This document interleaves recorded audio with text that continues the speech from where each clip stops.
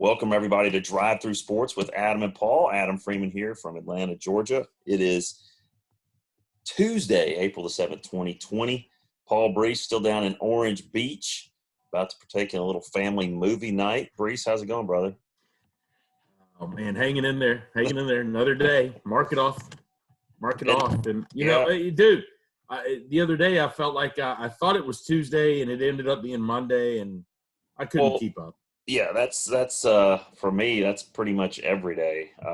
Wake up, and that's the first question I have to ask myself. And sometimes I don't know, and I have to actually look at my watch and be like, oh, it is Tuesday, or it's Wednesday, or whatever. So yeah, I'm right there with you. Well, we're gonna talk today. Actually, there's some sports info, some sports news out there after a pretty slow cycle last week or so. So Major League Baseball has proposed a plan to begin the 2020 season. Now, when this all started, when they shut everything down, I think they were 2 weeks away. They only had 2 more weeks of spring training, and then they were going to start with the opening series either the 26th or 27th of March, which would have been last week. But obviously, that got put on hold.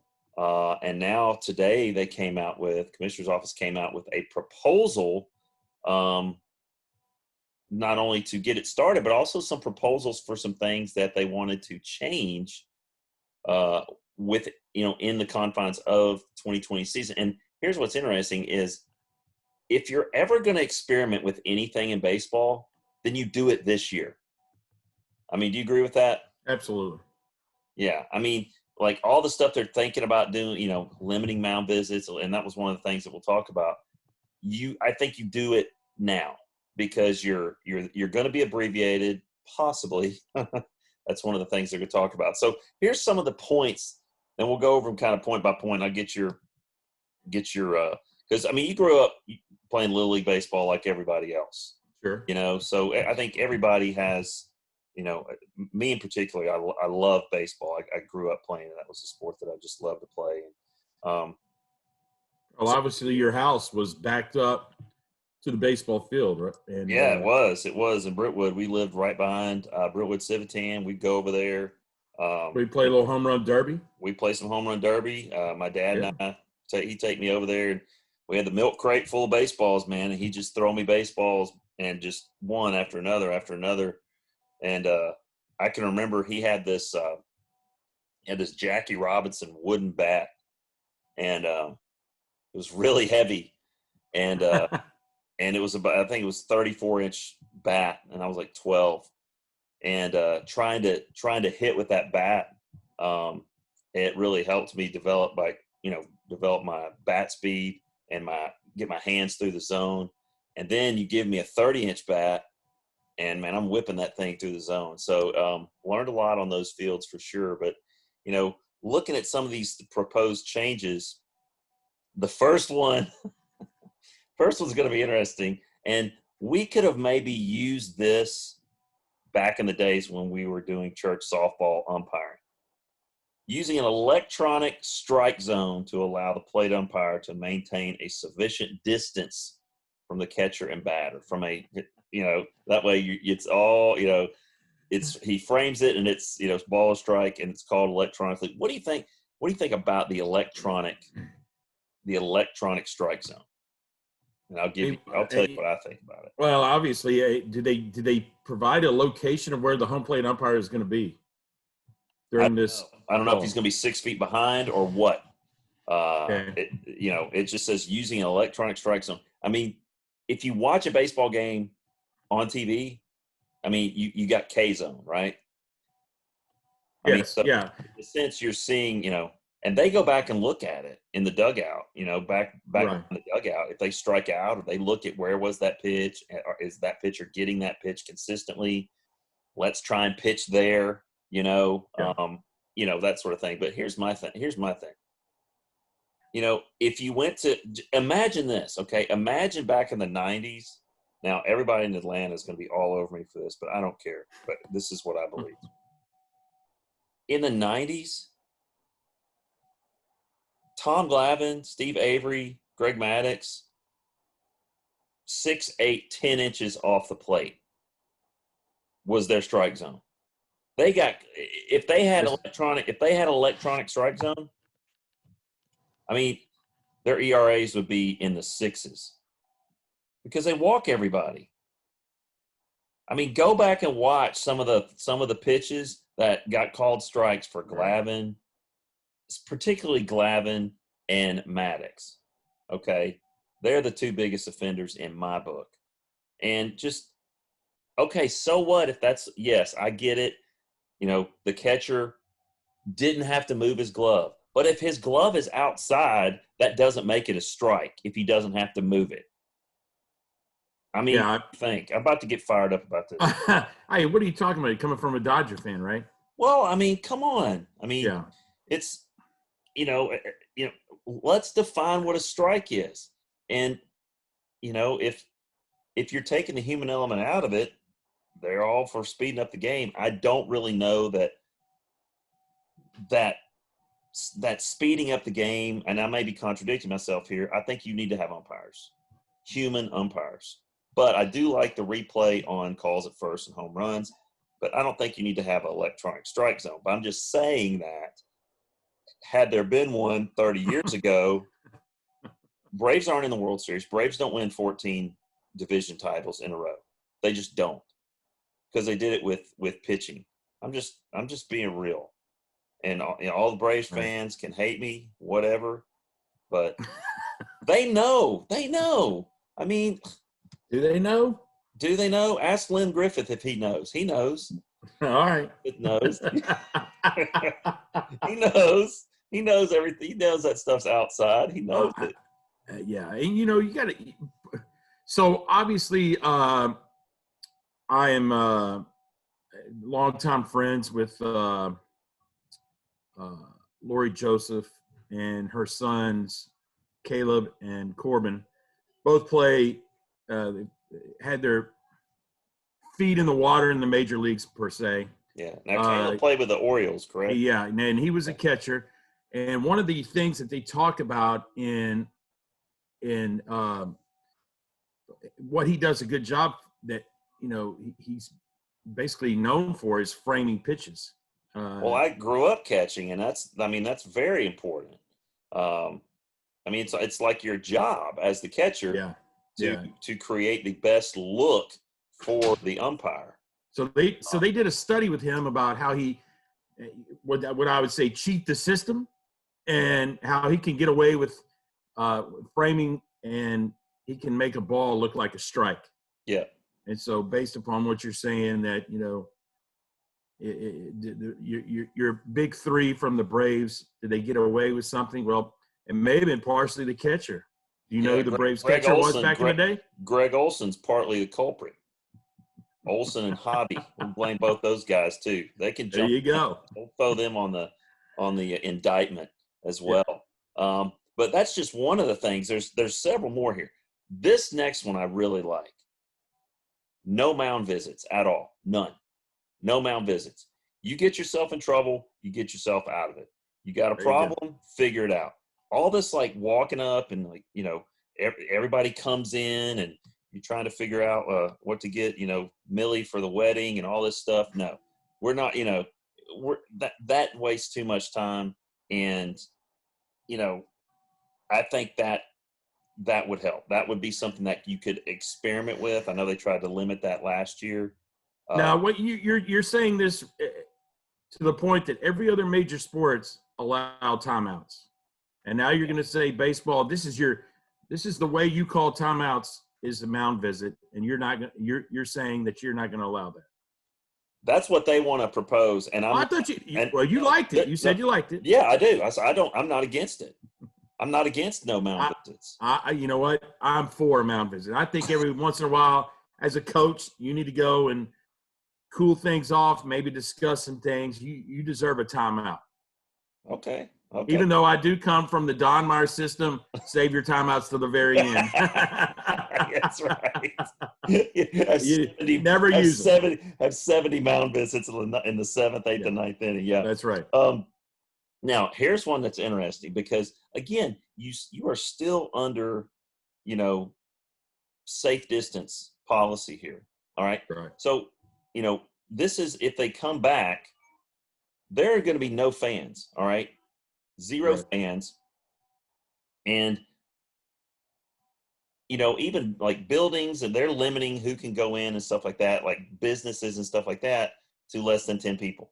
Well, guess what? 25-man roster, essential personnel, trainers, coaches. So you're looking at 40 people in dugout. Here's their proposal. Okay, get this.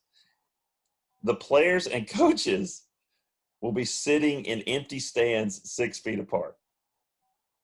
In the stands. It's in the stands instead of in the dugout. It's like, hey, there's the Braves over there in section 1A, 101, rows 1 through 6, It's like, wait, well, the bullpen guys are in section 104. They're down there, I mean, if you really want baseball to go on, I mean, I guess you got to do something like that, because you got to abide by the regulations. So anyway, this next one I really like, and I can't believe that baseball hasn't done more of this. You see, football has really embraced this. Regular use of on-field mics. You'll see them do it during the All-Star game and stuff like that, and I think it's really interesting because, let's be honest, if you're out in right field, if Cody Bellinger's playing right field, and he doesn't get a ball hit to him, I mean, why not hear what he's thinking? Why not talk to him? Why not mic him up, see what's going on? I think that's a great idea. Yeah, 100%. The coaches, the base coaches, first and third base coach, I think that'd be great. Right. You mic up the manager. I'm surprised that they're so far behind other sports when it comes to that. And I think baseball lends itself perfectly to that. I mean, the Houston Astros have already proven you can wear electronic devices and still play. I mean, right? Bunch of cheaters. Anyway, kill them. Hey, they're in the American League, man. You Dodger fans, settle down. You're old school, though. They're NL West, old school. right? They will always be NL West to me. So will the Braves and so will the Reds. Always NL West. All right. So obviously you were talking about, Major League, and I don't know if you were going to hit on this or not, but, all moving to Arizona, right? It was and well, that's what they're thinking about. And there's one more thing that they were talking about was a 7-inning doubleheaders. They already do it in like Korean baseball, and I think they do it in the minor leagues, yeah.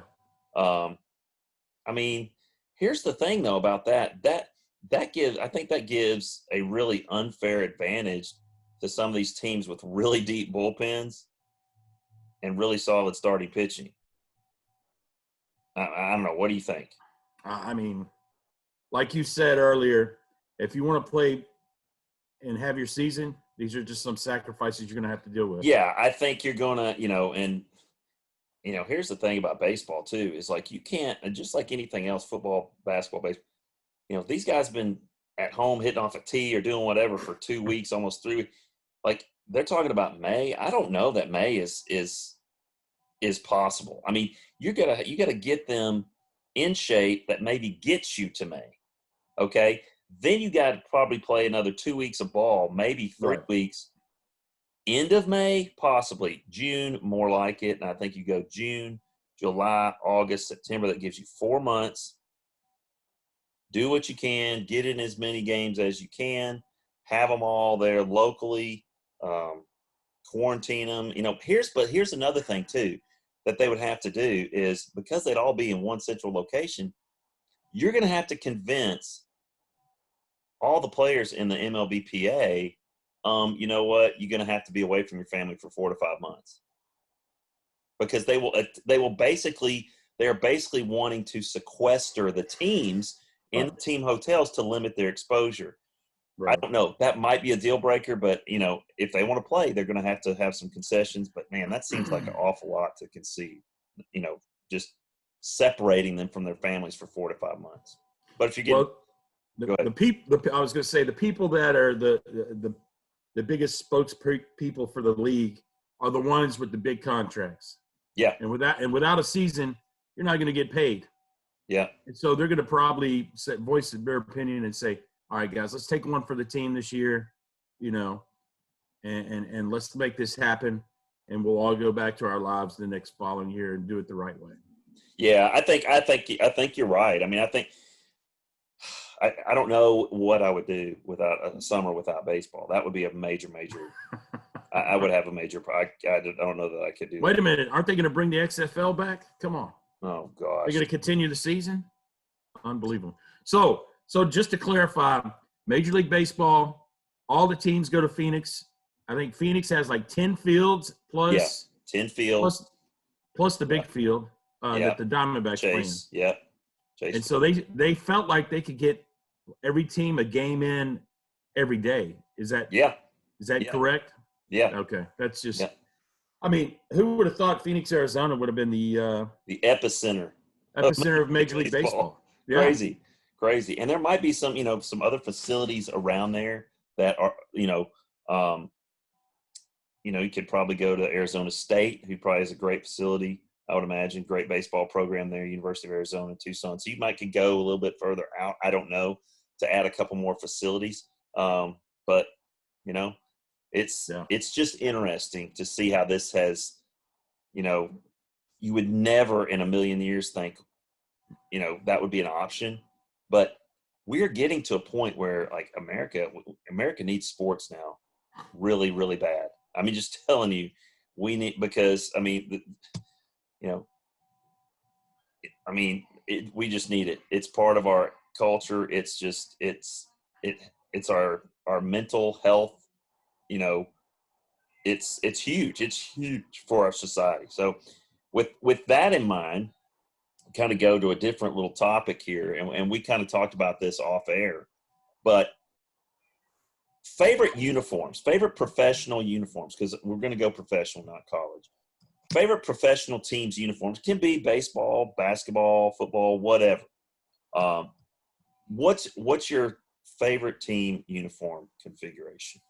You're gonna hate me, obviously, but dude, old school Houston Astros. I loved them, man. In fact, the letter with the numbers on the front hip. Are you kidding? In fact, the my school that I'm the athletic director at, we got uniforms exactly like those 2 years ago. Oh my gosh! Yeah, I love it. Right, I'm gonna hate you now. Yes, I can't believe.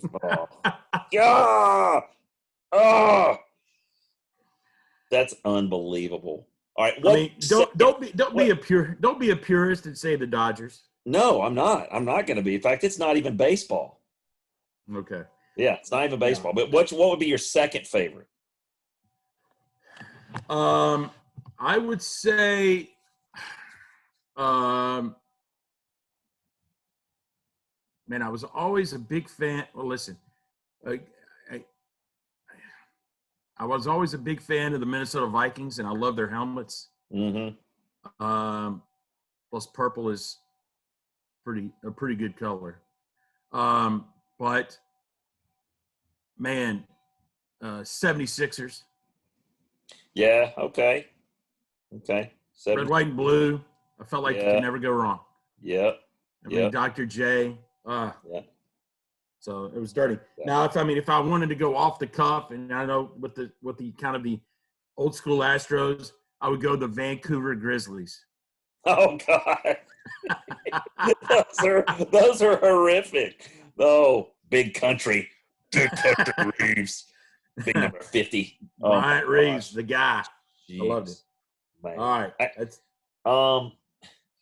I guess for me, I just thought about this because I saw a little poll that they ran on Twitter, and growing up in the '70s, man, those were the best uniforms.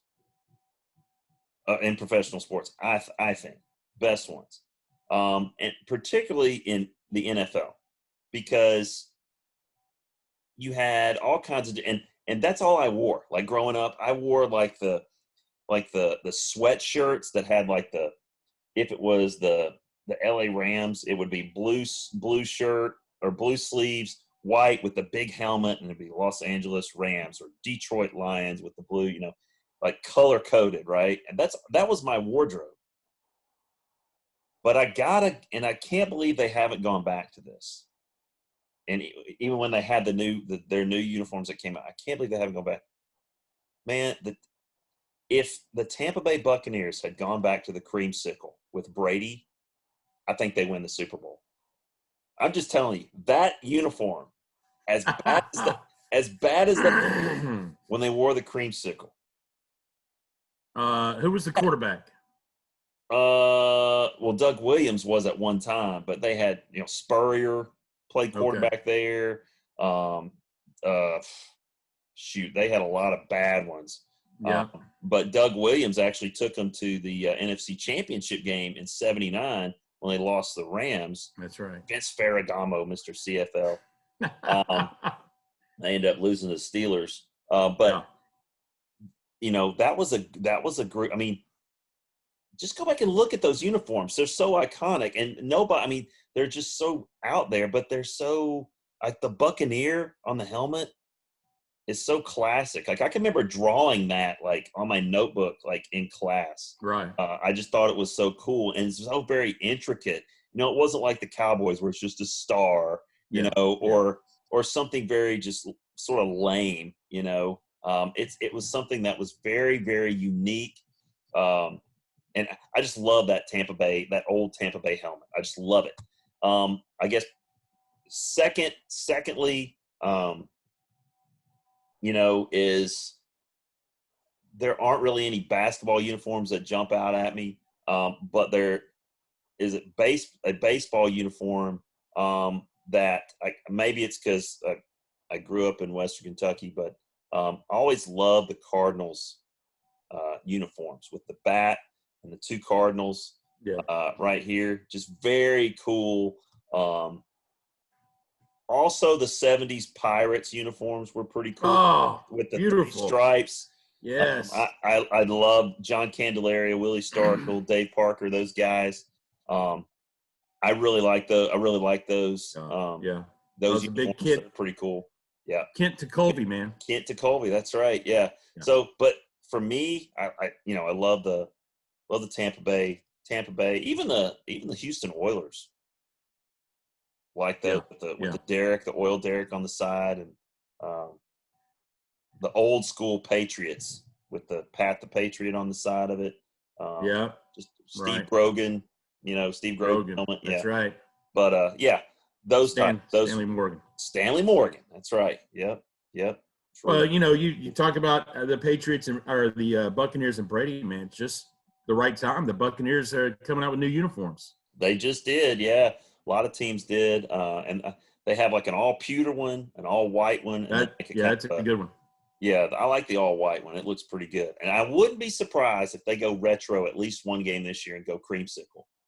That's what they do. They need to go creamsicle at least one time. All right, so you had someone that actually was talking to you, one of our classmates from Lipscomb that you actually used to work with, right? That had a topic. Yeah. Coach Jonathan Mooneyham down in Collierville in Memphis, and ran out of toilet paper, but I sent him some through the mail. He told me, he said, "Listen, I got a topic for you guys. Best sporting event you've ever seen live." Okay. All right. And I'll go first, so you can go ahead and think about it. Yeah, go ahead. Something. Obviously, the most historic thing I ever saw was the when were the Olympics down in Atlanta? 96 Olympics gold medal game, basketball. Oh, really? They brought out Muhammad Ali. Oh, cool. He carried the torch through the middle of the court. And dude, obviously I was in the 500 section. I mean, I could touch the sea. Well, Georgia Dome, right? Yeah, oh Georgia gosh. Dome. Yeah. They try to cram as many people as they could. And it was funny when they were walking in Muhammad Ali. People, you could hear the gasp and stuff as it just trickled up to the top level. And I had to turn around and say, "Who is that?" But yeah, as far as historic wise, that would be that was one of the coolest moments. And then as far as one of the biggest in-person games was when Vanderbilt defeated North Carolina when North Carolina was #1 back in I think it was 87 or 88 in Memorial Gym, and we stormed the floor. I did not go to Vanderbilt, but I acted like I went to Vandy and stormed the floor, rushed the floor with them, and that was a moment that Memorial Magic. I think it was born then. Yeah. We're gonna actually try to get some of that Memorial Magic on this show. Beautiful. We're gonna try to do that. If not the end of this week, I'm not gonna tell you who. But we're gonna try to get some of that Memorial Magic. Nice. On here on one of our episodes. I haven't stormed a court. I haven't torn a goalpost down. I've been to a Final Four. I think probably the coolest for me was, and I've been to a lot of Kentucky games, SEC championship games, championship football games at the Dome and stuff. But I got to go to the All-Star game in 2000 at Turner Field. Nice. And we were like 8 rows behind home plate, like kind of looking down the third baseline. And just the whole, it was so hot. I mean, that's what I remember about it, but I loved it. You know what I'm saying? Like it was just, and it was me and Elliot, my brother-in-law, and my sister-in-law, Lisa, had gotten tickets and asked us if we want to go. Of course, we wanted to go. So I can remember drinking like 3 waters on the way into the place, and then about every other inning just having to go get a water. I bet I spent like $40 on water. And it was just so hot. But the coolest thing about it was, because All-Star games in baseball, even your favorite guy, you maybe get to see him bat twice if they're starter. And if they're starting pitcher, you might get 2 innings out of them, something like that. But it's just great for them to see how they shuffle people around. But when there's something like that, then they sent from Dobbins, they had the Jets come over, they had the flyby. Right. Man, that was cool. That was probably, for me, when that happened, and because they're like 100 feet off the deck, off the top of the stadium. And you feel like you can reach out there and touch them, and then they're just kind of, and it's just the whole crowd goes nuts. But it's pretty cool. And I'd have to say the 2000 All-Star game for me was probably the most memorable sporting event for me. Like I said, I went to the 2002 Final Four, but I just went to the semifinal. I didn't go to the final because Kentucky wasn't in it. I didn't have any interest in watching Maryland play whoever it was, Oklahoma or whoever it was, Kansas or whoever it was that they were. Yeah. But that was pretty good show for April the 7th, 2020. Breece is going to head off and watch what movie are you going to watch? Upward. Yeah. I don't know anything about it. I think it's a Pixar film. So I'm sure the family I'll fall asleep. Yeah. I'm sure I'll fall asleep in the middle of it, and they'll be like, "Hey, did you enjoy that? What? Yeah. It was good. Yeah. Sure. All right, guys. Well, thank you for tuning in to this edition of Drive Through Sports with Adam and Paul. And we will be back tomorrow night with another new episode. Until then, for Paul Breece, I'm Adam Freeman. You've been listening to Drive Through Sports with Adam and Paul. We will see you tomorrow.